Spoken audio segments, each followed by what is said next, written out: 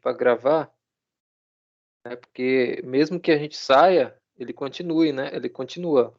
Vocês podem até ver que aqui o tempo tá 1 hora e 8 minutos ainda. O tempo ficou correndo aqui. Então, vamos lá, deixa eu retornar para cá.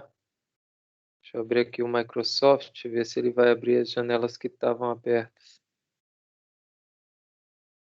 Microsoft Edge. Não abriu, vou ter que abrir aqui as janelas. Deixa eu voltar aqui.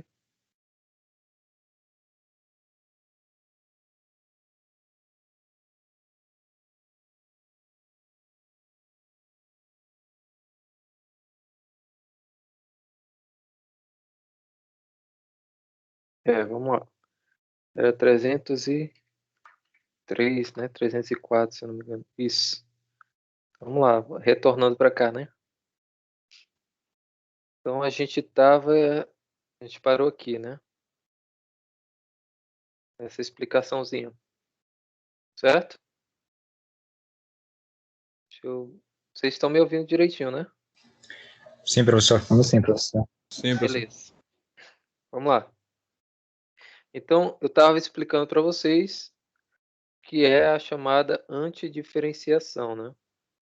E é justamente esse processo, né, de encontrar o conjunto de todas as antiderivadas, né? Todas as antiderivadas. Que é isso daqui, ou seja, isso daqui são todas as antiderivadas possíveis que a gente pode encontrar, né?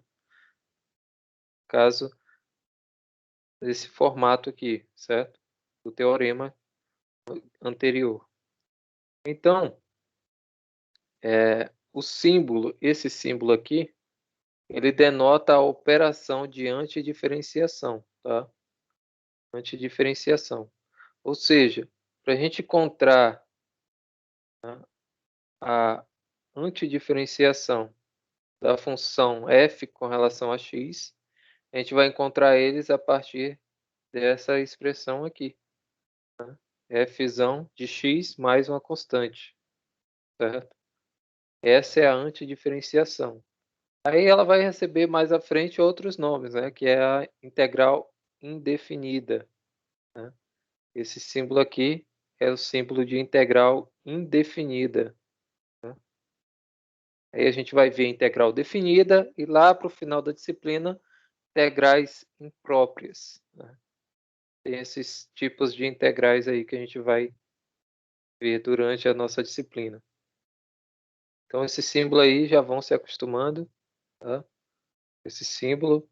Alguns já viram, creio eu, né? Outros não. Mas é interessante que a gente saiba o que significa cada símbolo. Porque a matemática é feita de símbolos, né? Matemáticos ou não, né? Então, esses símbolos aqui, deixa eu voltar para cá. Aumentar aqui o zoom, né? Para quem está no celular, para não ficar muito pequeno. Então, a gente sabe que essa f aqui, né? Se derivarmos ela tem que voltar para essa função aqui, certo? Então, essa função aqui, fzinho, né? A gente vai, por exemplo, verificar se esse resultado aqui final está correto, se a gente derivar essa função f mais uma constante. Se a gente derivar essa parte aqui, derivando ela, encontramos o f, que é igual a esse f aqui da antidiferenciação. Tá? Aqui é a mesma notação, né? Derivada de f é igual a f x dx. Que é para explicar aquela parte de como eu integro aqui, né? Como eu encontro essa integração. Porque muitos professores não falam isso, né? Deixa eu apagar aqui para não ficar tão poluído. Muitos professores não falam isso. Mas o que essa simbologia aqui, a gente pode escrever assim, né? Quem já viu essa notação aqui, sabe que a gente pode escrever df de x com relação a x, certo? A gente pode reescrever aquela notação dessa forma aqui, certo? Essa notação é equivalente a essa notação aqui, beleza? Então, a derivada de f com relação a x. Né? Alguns outros livros, né, trazem de forma geral assim, né, dy dx. Tá? Então, não se espantem se vocês virem algo desse tipo. Então, por que que ele explicou, por que que ele chegou a isso aqui, né, aqui embaixo, nessa outra linha, na linha 5 aqui, né, essa expressão 5. Por quê? Porque ele utilizou essa notação. Aí ele está dizendo que essa notação aqui, essa derivada é igual a f de x. Aí o que que ele fez, né, para provar isso, né, para fazer um cálculo aqui? Ele aplicou dx em ambos os lados, dx aqui, dx aqui, certo? Aí esse dx vai embora com esse dx, certo? E ficou somente o df de x e f de x dx aqui desse lado, justamente o que está escrito aqui. Beleza? Só para quem não entendeu aí esses passos, tá? Então, para que ele fez isso? Para justamente aplicar a integral em ambos os lados. Né? Aplicar a integral aqui e aqui. Tá? Mas vamos lá, deixa eu continuar. Porque é uma equação. O que a gente faz de um lado, a gente faz do outro. Né? Se eu somar mais uma constante aqui desse lado, eu tenho que somar mais a mesma constante desse lado aqui. Certo? Equação. Aquele princípio de equação algébrica que a gente vê lá na 8ª série, 7ª série, ou quem é mais novo aí, 8º ano, 9º ano, né? Até no 7º ano também vê algumas coisas de equações algébricas, né? Então, é basicamente isso aqui que a gente faz com as expressões aqui de integral também, integral, derivada, limite, tá? Tudo que a gente envolve cálculo algébrico, a gente pode fazer isso aqui. Né? Isso aqui não é mágica, não é bizu, é matemática mesmo, tá? Vamos lá. Então, a partir daquilo ali, né? Ou seja, a partir daqui dali, né? E vários estudos aí de matemáticos, né? No caso aqui o Leibniz, ele introduziu essa convenção, né? E a gente acabou utilizando essa nomenclatura aqui, né? Essa simbologia para calcular a integral. Tá? Então, avançando mais um pouquinho aqui, eu não vou me ater a algumas leituras, porque não é interessante a gente ler tanto. Né? Vamos logo para a prática. Tá? Então, o teorema, né? Aqui ele traz como teorema, né? O Leibniz, a integral dx vai ser x mais uma constante. Tá? Isso aqui já é uma das integrais direta, né? A gente já encontra diretamente a integral. Se a gente derivar isso aqui, o que que a gente vai encontrar? Olha só. Derivando x mais uma constante. Vai ser o quê? Derivada de x mais a derivada da constante, certo? Derivada da constante é 0. Derivada de x é 1. Então, o que quer dizer isso, professor? Quer dizer que aqui tem um 1, só que não aparece. Então, a integral dx, né, ou 1 dx, vai ser x mais uma constante. Então, esse daqui é a nossa função f de x, né, o fzinho de x. Certo? Esse 1 é o nosso fzinho de x, que é o que está aqui dentro. Só que esse fzinho de x aqui é 1, é uma constante. Logo, não precisa aparecer, né?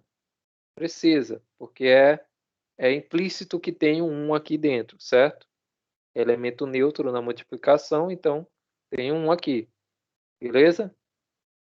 Então aqui a gente chama de resultado direto da integração. Né? Qual é o resultado direto aqui que a gente encontra? Encontra aqui a integral de 1 com relação a x vai ser x mais uma constante, certo? Lembrando que esse x aqui é o nosso fzão, fzão de x, né? E aqui a constante sempre vai ser a mesma, né? Mais um czão aqui, mais uma constante. Beleza? O outro diz o seguinte: se a gente tem um a constante, né, multiplicando pela função f, qualquer que seja essa função aqui, esse a pula para fora da integral multiplicando pela integral da função em relação a x. Então, a gente vai integrar f com relação a x. Beleza? Então, aqui, a partir dessa expressãozinha, a gente encontra a antiderivada, ou seja, a constante não vai alterar em nada, certo? Ela pula para fora, assim como na derivada. Lembra na derivada? É a derivada de 2x ao quadrado, certo? Derivada de 2x ao quadrado. O 2, ele pula para fora e a gente pode apenas derivar o x ao quadrado, certo? A constante não vai alterar em nada essa constante aqui, certo? E derivando 2x, ou x ao quadrado, vai ficar 2x, né? Então, 2x vezes o 2 que estava lá fora, que é a nossa constante. Então, vai ficar 4x. Beleza? Aqui é a mesma coisa, ou seja, na integrais, ou nos cálculos de integração ou antidiferenciação, a constante pula para fora. Tá? E a gente pode calcular a integral somente em cima daquela função. Tá? Isso ajuda no caso em que a gente tem o seguinte. No caso que a gente tem aqui, por exemplo, qual é a integral, a antidiferenciação de 2x mais 4 dx. Aqui a gente tem fatores comuns, que é o 2 aqui, e aqui é 2 vezes 2, né? Então, a gente pode reescrever essa integral aqui como sendo 2 vezes x mais 2. Coloquei o 2 em evidência, certo? Distributiva. Utilizei aqui a distributiva, certo? Coloquei em evidência, ou seja, aqui tem um 2 multiplicando por x mais 2, eu posso colocar esse 2 aqui para fora da integral, multiplicando. Então, vai ficar 2 vezes a integral de x mais 2 dx. Ou seja, eu simplifiquei minha conta. Eu não vou precisar fazer uma conta maior. Claro que isso daqui vocês, com o tempo, vão... Não precisa nem fazer isso, né? Já faz direto, né? Vocês vão ver que isso aqui é 2x ao quadrado sobre 2 mais 4x mais uma constante. Beleza? E se vocês derivarem isso aqui, tem que voltar para isso aqui. Certo? Derivando esse resultado aqui. Vocês vão ver que vai voltar, né? Porque aqui 2 dividido para 2, fica só o x ao quadrado. Derivada de x ao quadrado, 2x. Derivada de 4x, 4. Derivada da constante é 0, então retornei já aqui, ó. Já veio direto. Beleza? Vamos lá.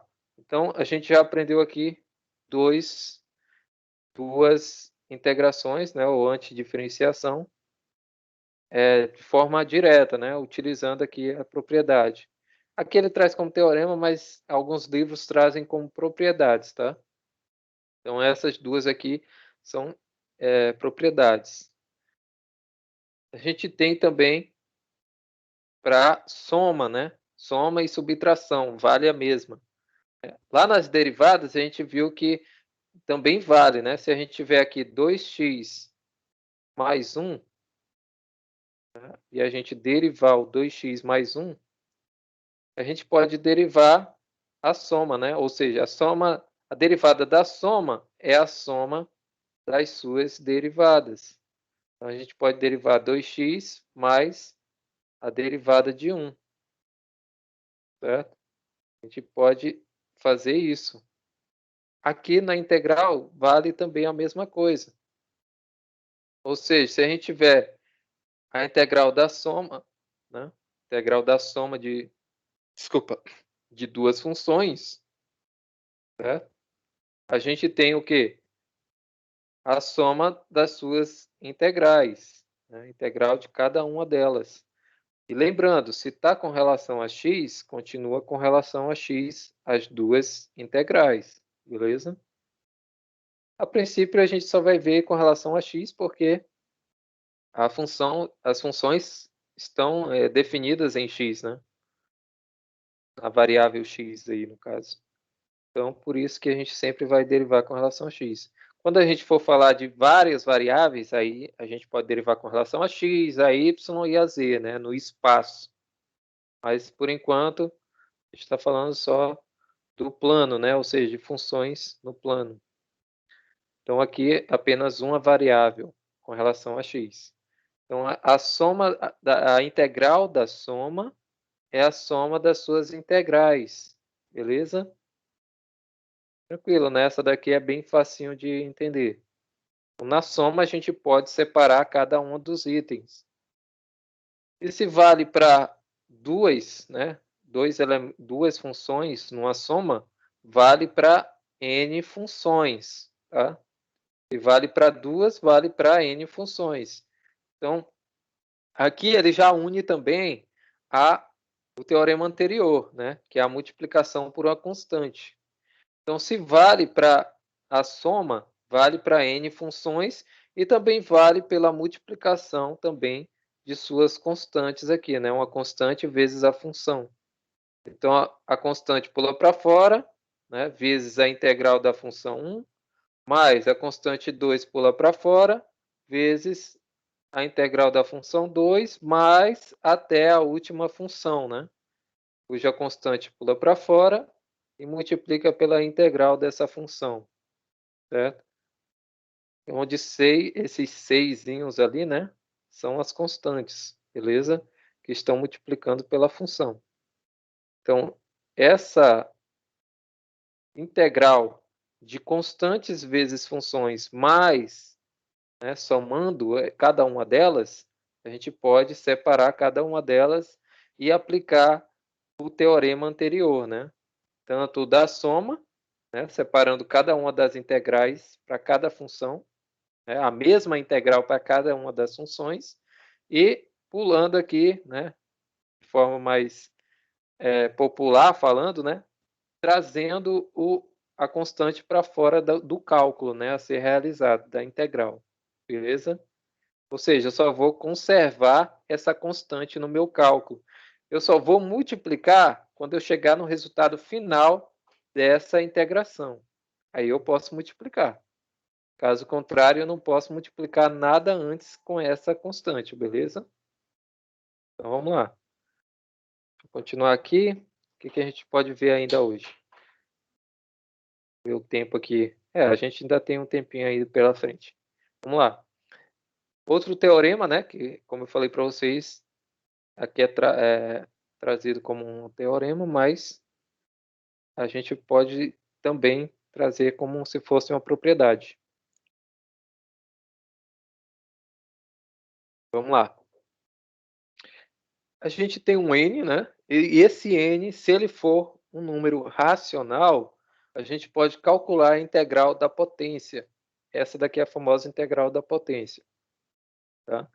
Então, aqui a gente tem que a integral dessa potência vai ser o x elevado a essa potência mais 1, dividido por essa soma que está lá no expoente. Tá? Ou seja, n mais 1 vem para cá, né, no denominador, n mais 1, mais uma constante. Lembrando que esse n tem que ser diferente de menos 1. Tá? A gente vai saber por que tem que ser diferente de menos 1. Mas aqui na frente. Então, isso aqui é uma regra. Tá? É uma regra. Toda integral que eu tiver como potência, eu faço sempre a mesma coisa. Tá? Eu somo 1 no expoente e divido por essa soma. Aí aqui está a prova, né? do porquê que isso acontece. Por quê? Se eu pegar esse resultado aqui, né, que é o nosso Fzão, e derivar, a gente tem que voltar para o x elevado a n, né? Então, fazendo isso, a gente vai voltar o x elevado a n, né? Simplificando lá, só basta derivar, né? A gente sabe disso, que para verificar o resultado da integração, basta eu derivar esse resultado e a gente tem que voltar para essa função aqui, certo? Original. Então, aqui tem alguns exemplos, né? Como é que a gente encontra aplica, né? E resolve lá. Então, olha só, aqui já mostra o resultado, tá? O resultado. Ou seja, a integral de x ao quadrado. Então, vou lá calcular a integral de x ao quadrado com relação a x, certo?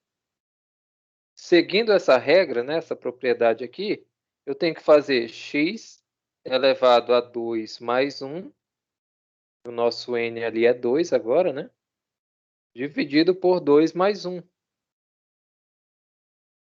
mais uma constante, já que é uma integral indefinida, né? Eu já estou falando que é indefinida, mas a gente vai ver mais coisas de integrais indefinidas pela frente, tá? Então, aqui vai ficar o quê? Como resultado, x elevado ao cubo sobre 3 mais uma constante. Então, tá aí. Termina aqui o nosso cálculo. Difícil? Não. Porém, eu tenho que saber os teoremas, definições, porque senão eu não consigo calcular nada, não consigo resolver nada de integral. Beleza? Então, aqui eu sempre tenho que seguir a regra. Qual é a regra? Os teoremas aqui, né? Aqui é trazido como teoremas, tá? Mas são propriedades. E sempre tem que seguir a regra, senão acaba errando o cálculo. Vamos lá. Aqui também, né? Aqui ficou bem simples, né? Se aqui é x elevado ao quadrado, então soma 1 no expoente e divide por esse expoente. Aqui é a mesma coisa, x ao cubo, soma 1 no expoente, é 4, então vai ficar x elevado a 4 dividido por 4. É sempre o mesmo número em cima e embaixo, tá? Tanto no expoente como no denominador. Tá? Aqui, qual é a regra aqui? Aqui diz que não pode ser menos 1, ou seja, tem que ser diferente de menos 1 esse expoente. A gente sabe que qualquer valor elevado a menos 1, ele inverte, certo? Ou seja, ele inverte aqui a fração. Aqui eu tenho que é x sobre 1. O 1 está implícito sempre, porque ele é elemento neutro na divisão e na multiplicação. Então, esse menos 1 ele vai inverter essa fração, ou seja, vai ficar 1 sobre x. Certo? Então, a gente sabe que esse 1 sobre x aqui tem alguma coisa que envolve ele, né? A gente vai ver mais na frente. Tem alguma coisa que envolve ele, que é o famoso ln de x, né? O logaritmo neperiano de x, né? Com relação a x. Então, a gente viu lá em derivadas, né, que esses dois estão envolvidos, né? Então, a integral tem que vir para um logaritmo. Tá? A gente vai ver depois. Por isso que aqui não pode ser menos 1 no expoente. Tá? Mas pode ser menos 2? Pode. Olha aqui, ó, 1 sobre x ao quadrado é igual a x a menos 2, né? A gente pode fazer essa conversão aqui, porque eles são equivalentes, tá? Esse 1 sobre x ao quadrado é igual a x elevado a menos 2. Então, calculando a integral de x elevado a menos 2, em relação a x, vai ser o quê? Menos 2 mais 1 no expoente, dividido por menos 2 mais 1, mais uma constante. Menos 2 mais 1 é menos 1. Quem tiver dificuldade nessa soma aqui, ó, de números inteiros, vai dar uma revisada, pessoal, porque isso aqui acaba a pessoa não evoluindo, não desenvolvendo habilidades no decorrer da disciplina por conta disso, porque não sabe somar inteiros, não sabe multiplicar inteiros, tá? Mas como eu creio que vocês chegaram até aqui é porque sabem, né? Vamos lá. Então, x a menos 1 dividido por menos 1. Né? Fazendo essas conversões aqui, né? Voltando para o que era antes, né? Ou seja, x a menos 1 é 1 sobre x, certo? Vezes 1 sobre menos 1, que o menos 1 estava lá embaixo, né? Multiplicando isso aqui, vai ser menos 1 sobre x. Né? Já que esse menos aqui, multiplica com esse mais aqui de cima, vai ficar menos. Menos 1 sobre x, mais a constante. Pronto. Finalizei aqui. Essa é o meu resultado. Se eu derivar isso aqui, tem que voltar para cá, tá? Tem que voltar para esse 1 sobre x ao quadrado. Derivando menos 1 sobre x mais a constante. Tá? Lembrando que essa constante aqui é qualquer número, né, arbitrário. Então, a derivada da constante é zero. Então, esse c vai sumir. Vai aparecer somente a minha função ali, sem a constante. Beleza? Aqui da mesma forma, tá? Se for uma expressão que envolva uma raiz quadrada, raiz cúbica, raiz quarta, raiz sexta, independente de qual seja o índice aqui do meu radical, né? Da minha raiz quadrada, da minha raiz, né? Então, eu vou fazer a mesma coisa. Então, para quem não lembra, né? Como transformar o radical em expoente, dá uma revisada, tá? Porque a raiz quadrada, né? Por exemplo, de x elevado ao cubo, eu posso reescrever essa raiz quadrada, aqui tem um 2 implícito, né? Porque é uma raiz quadrada. Aí a gente sabe que quem está dentro vai para cima e quem está fora vai para baixo, né? Então, 3 meios. Então, o nosso expoente aqui do x vai ser 3 meios. 3 sobre 2. Ou seja, a raiz quadrada se transforma num expoente racional, né? Justamente o que a gente viu aqui, ó. Esse n tem que ser um número racional. Senão, não dá para calcular essa integração aí, tá? Utilizando essa regrinha. Então, se ele é racional, 3 meios é racional? É. E 3 meios é uma fração. Frações são números racionais, certo? Então, dá para calcular utilizando a regrinha. Aqui, no caso, é 3 e aqui é 1, certo? O índice 3, expoente 1 aqui. Então, vai ficar 1/3, né? Quem está dentro vai para cima, quem está fora vai para baixo. Então, ficou 1/3 aqui no expoente, tá? Aqui ele traz dessa forma, mas eu creio que vocês já saibam, né? E dessa forma aqui, é a mesma coisa que escrever isso aqui, tá? 1/3. Ou seja, é uma fração, tá? Então não esqueçam disso, porque às vezes o pessoal vê desse jeito aqui, 1/3 mais 1. Aí soma esse 3 com esse 1 aqui. Aí errou a questão, não sabe por quê. Que vai somar o 3 mais 1. E está errado. Tá? Na verdade, você está somando 1/3 mais 1 inteiro. 1/3 mais 1 inteiro. Só que como eu tenho 1 inteiro, esse 1 inteiro é 3/3. Por quê? Os denominadores têm que ser iguais para que eu faça a soma.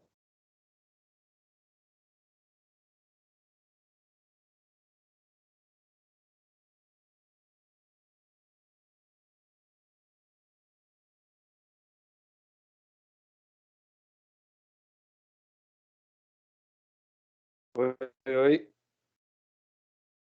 Oi. Vocês estão me ouvindo? Tem alguém aí ainda? Oi. Sim, estamos ouvindo. Ah, tem gente aqui ainda, né? Então, vamos lá. Eu acabei falando que realmente não é internet, né? Porque essa internet vai ser já a segunda vez que falta e nem tá chovendo, quer dizer, pelo menos não aqui em casa, né? Eu sempre Tá saindo travado o áudio. falta energia quando tá.